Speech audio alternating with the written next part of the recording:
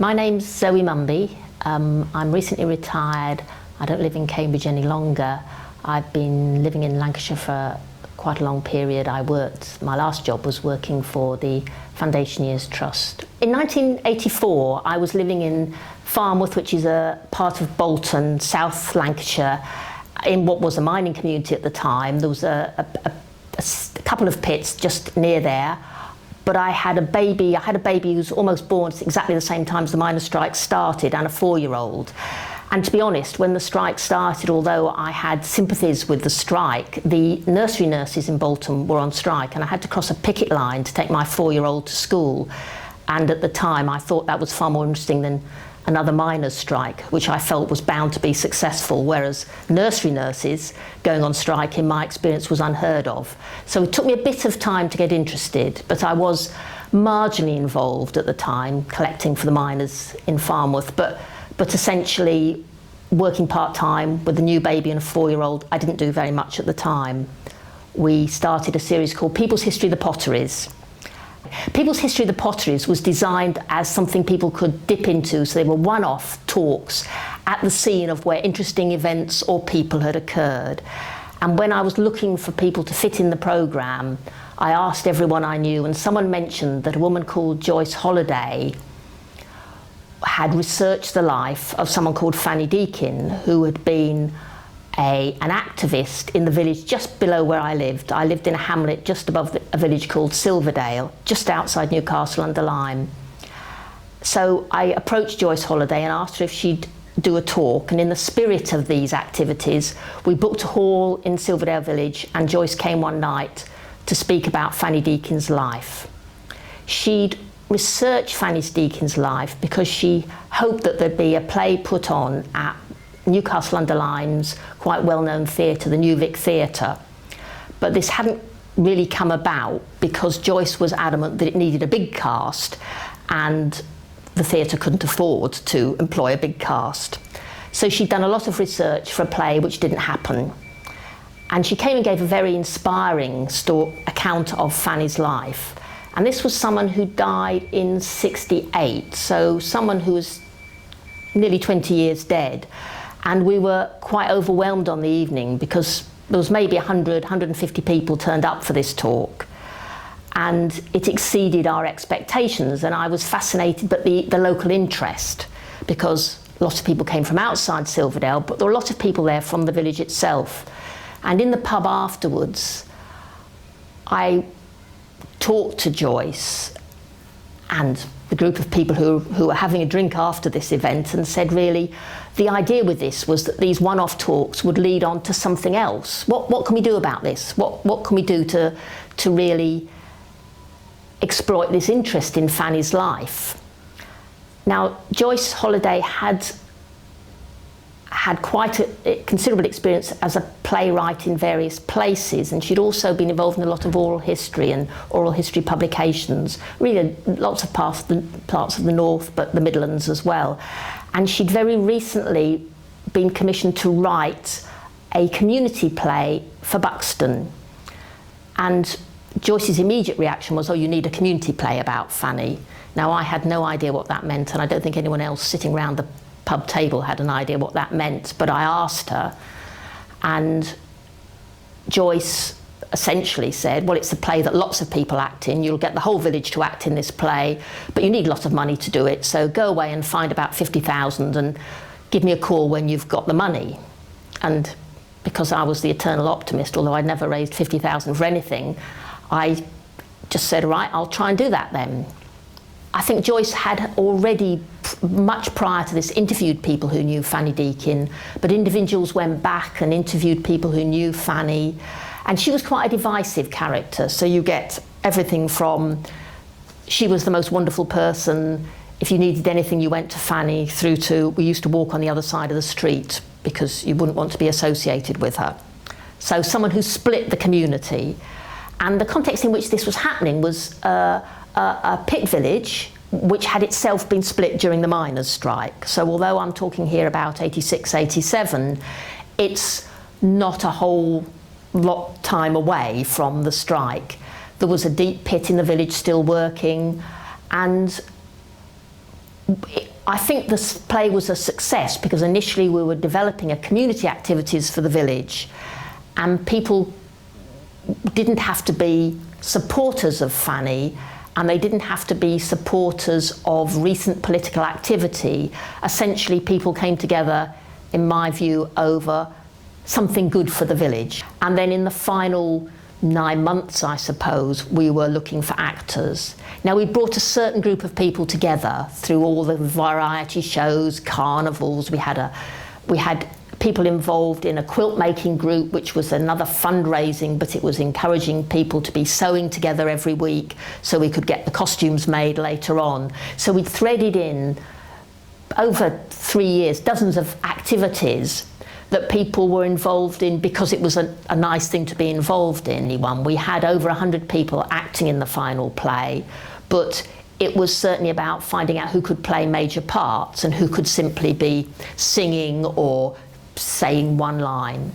We had lots of children from the beginning. We had a decent number of children, although a lot more girls than men, but overwhelmingly more women than men involved, which is not really surprising.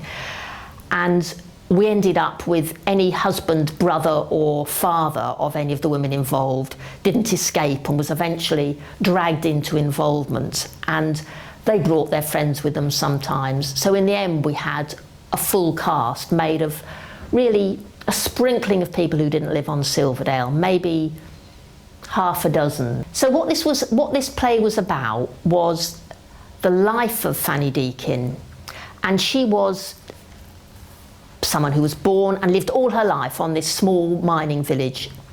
She was born in 1883 and she died in 68, and she grew up in a family that was pretty poor, but not the very poorest on the village by any stretch of the imagination. Her father had come to the village for the pits, but he became largely a sort of someone who worked in lots of different places. He had wagons and he used to move things around for the small mines that were in the village then. He bought a shop in the village and Fanny's mother ran the shop and the children helped out with that. They bought a small farm. But the communities in the end of the 19th century were very much, people would do several jobs and maybe at one time more than another. So Fanny was a miner's daughter, but a lot more than that. None of her brothers went into the pit and her father was dead against the idea.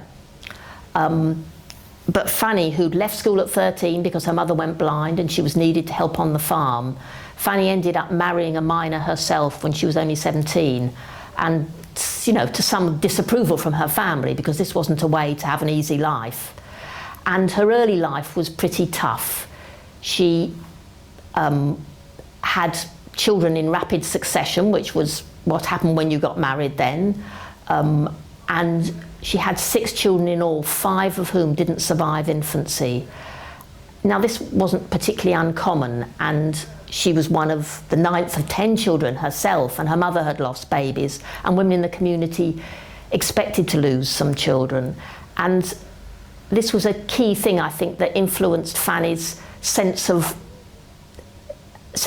how wrong the society she was living up in was. One interesting incident is that there was a strike of children working in the pit. These are boys, pit lads, when she was still a teenager. I think she was 19 at the time, and the man she'd married, Noah Deakin, was working in the same pit where some pit boys were going on strike. They were striking, and these would have been 12, 13, 14, 15-year-old lads, and there were no breaks for the young boys working in the pit to have a drink or any foods. They'd work throughout the day in hot, exhausting conditions underground with no breaks at all, and the pit boys went on strike.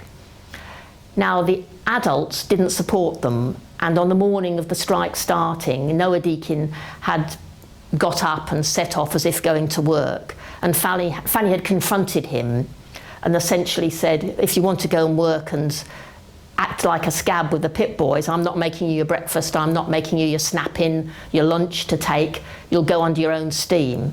So Noah was not best pleased at this, but went into work, but apparently came back at lunchtime having realised that the boys were standing firm. So I think it's an interesting incident that early on she felt very strongly and was prepared to be unpopular when she was a vulnerable young mum with a new baby. She joined the Communist Party when you could be in the Labour Party and the Communist Party together, and when you had to choose, she chose the Communist Party.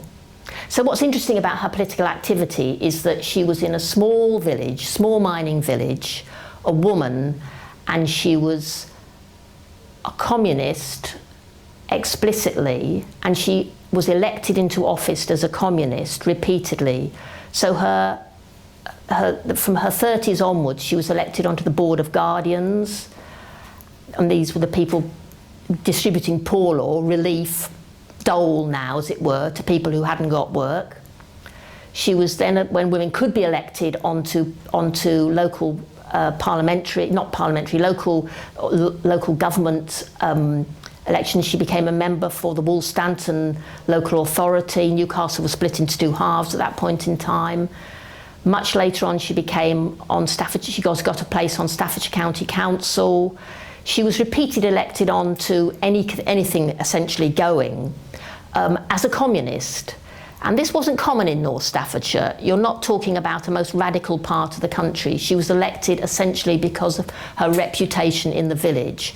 But I think throughout her life, Fanny was an interesting mixture of elected committee politics, pushing through for minute changes in the law or in what local authorities could provide, always campaigning for poorer people and for women and children. And the play was really a series of events from her life which were known about largely from what she'd written, but also very much documented because we'd spoken to people who'd been around at that time.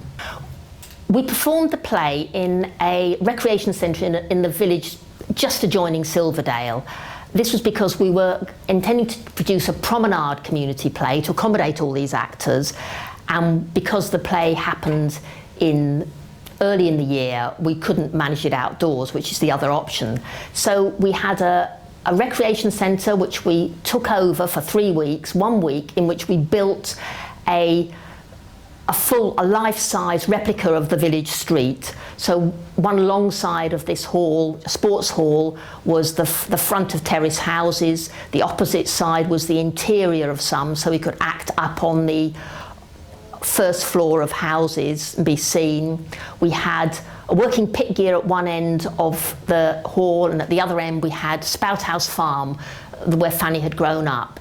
And we had these movable plinths in the middle of the stage. And the idea with this kind of performance, it's called a promenade performance, is the audience had a few seats they could sit on, but essentially they're milling round, following the action as it moves around this space. So it feels quite a live event. We had a week to set up this amazing set that we performed in, and we performed for 2 weeks, which in itself was quite a challenge because we had people who were working miners performing in the play, people who were working in many other jobs, children who were going to school for the 2 weeks. We got some dispensation for most of the kids to have a bit of time off school, or at least shorter school days, later on in the run, but a lot of people were working at very hard physical jobs and then tipping up 6 evenings a week to perform in a play. So it was a very challenging experience. Interesting people who performed. We had Kath Gosling, who had been a journalist who'd, as a young woman, had interviewed Fanny Deakin, who performed herself as a journalist, interviewing an actress as Fanny Deakin. So we had some very nice connections of people playing themselves in a real life incident. We had 7 different actresses playing Fanny Deakin, so we had her through as a child, through to an adult. So there was roles for everyone. I think for me, it was an enormous privilege to be involved in that. I think I was very lucky because the play wouldn't have happened without Joyce Holliday, but the play also wouldn't have happened without the enormous energies of people like Pam and Wendy, a whole host of people in the village who got behind it over a period of 4 years and afterwards. The play wouldn't have survived without support from the local authority. really supporting a character who politically was quite out of tune with the times when we were raising funding for it. And also the Workers' Educational Association, who allowed me to do my job and simultaneously support the play's development. So I was very lucky. I think the village deserved what it got, and I think it was good for the village. And I think there are still people who think about it and talk about it periodically. There was a recent showing just this year of the video that was made of the play in Stoke-on-Trent. So clearly people are still interested and recall the play.